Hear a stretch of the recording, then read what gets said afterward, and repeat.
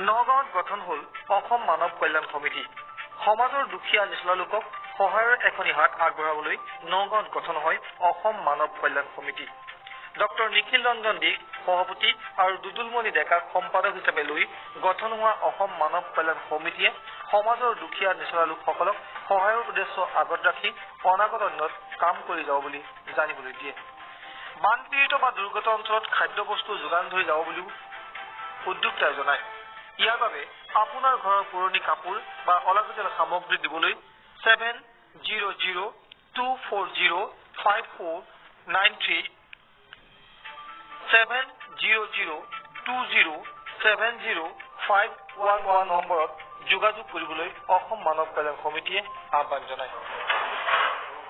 অসম মানৱ কল্যাণ সমিতি নামেৰে এটা দুখীয়া মানুহৰ সহায়ৰ কাৰণে আমাৰ এটা লক্ষ্য।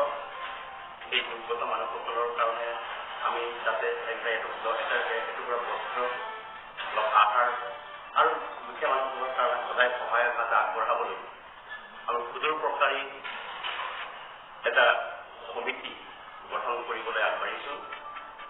যোৱা বছৰ 27 ডিচেম্বৰ 2020 তাৰিখে এই সমিতি গঠন হৈছিল।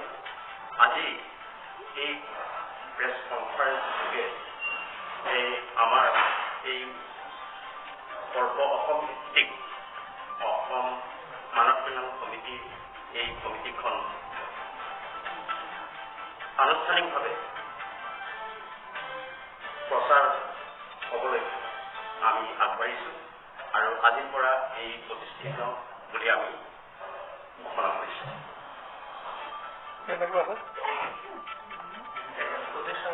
আমাৰ উদ্দেশ্য হ'ল দুৰ্গত মানুহসকলক, গৰাখহনীয়া বিধ্বস্ত মানুহসকলক আৰু দুৰ্গত শ্ৰেণীৰ দুখীয়া নিচলা মানুহসকলক যাতে আমি তেওঁলোকে সহায়ৰ হাত আগবাঢ়াব পাৰোঁ।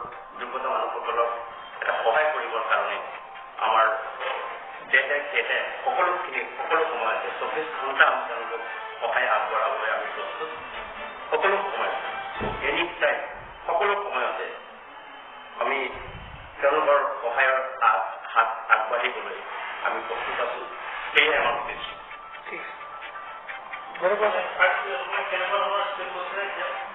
এতিয়া মই আজি আলোচনা কৰিছো, আজি মানে প্ৰতিষ্ঠিত হৈছো।